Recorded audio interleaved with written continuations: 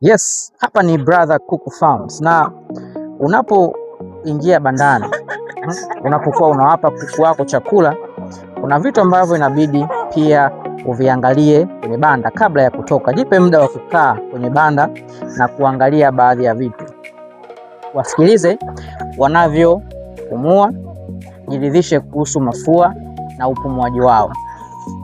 Angalia sakafu kama imelowana sana, hapa naongelea kama ni ndani ya banda.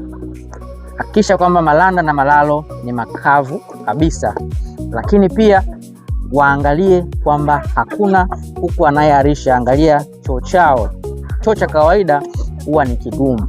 Kwa hiyo ukiangalia kuna dalili ya uharo, chukua hatua mapema. Kamata kuku baadhi, waangalie chini ya manyoya kama wana utitiri. Wengine utawaona hawajatulia,